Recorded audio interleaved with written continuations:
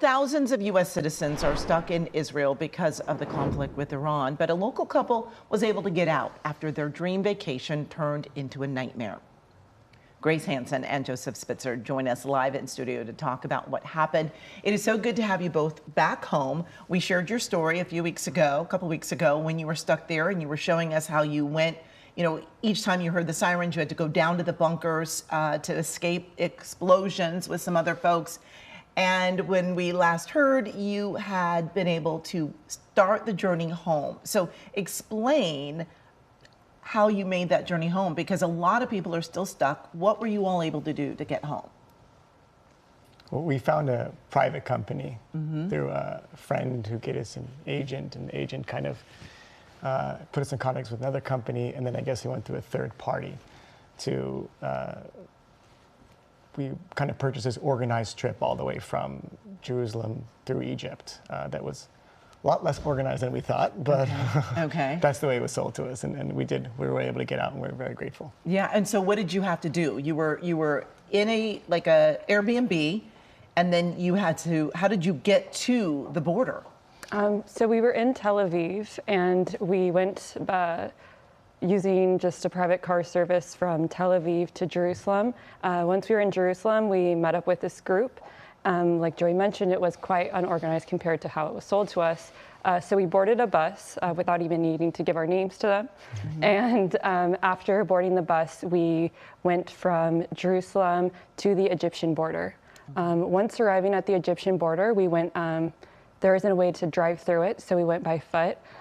It was a large group, and amongst the group there was a lot of people that brought a lot more luggage than I think anyone intended to be able to hold or carry across the border. So we ended up helping another family carry luggage across the border for them. But it was quite unorganized. There was a lot of yelling. There was a lot of, I think, anxiety for people crossing. And once we got across the border, there was a lot of also yelling by different officials, trying to figure out where people should stand, where people should, I guess, congregate and whatever else. And then after boarding the bus, there was a moment where someone came on the bus just yelling American passports, to just, confirm that everyone on the bus was American. And how long was that bus ride then?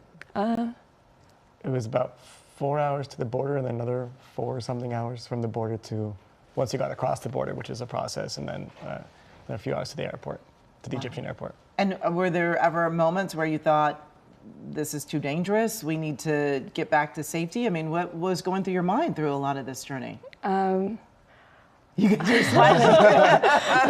There were a couple of times, but I think overall it all went okay. But there was definitely the time that Grace mentioned when that man jumped on the bus yelling and asking for passports. Because you didn't know what he was going to do with anyone who was American. Right. And so there was a language barrier as well, so it was also just not really clear what he was yelling about. And then so that was a point. And maybe at the airport, I think Grace had some official come. Yeah, so at the airport, there was someone who worked for the airport security, and I just had my phone up, and they were like, we need to take your phone now. We need to delete any videos, any pictures. And he took my phone, and I went with him. I'm not leaving without my phone. Yeah. But he deleted the photos, and I even showed him I deleted the photos.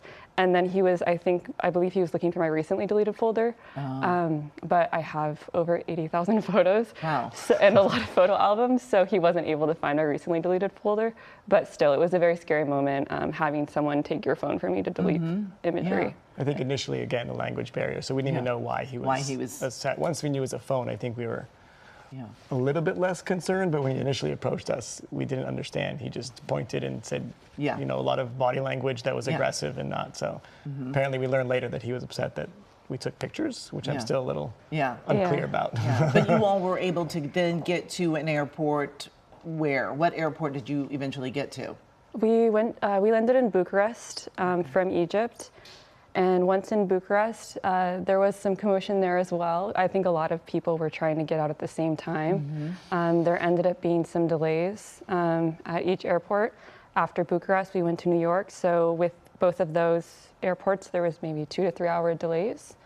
And then we were back in America. And happily so. Yeah. Yeah. So this dream vacation, you still had an amazing time in Israel, but getting back home after everything began was difficult. But we are so glad that you were back safe and sound.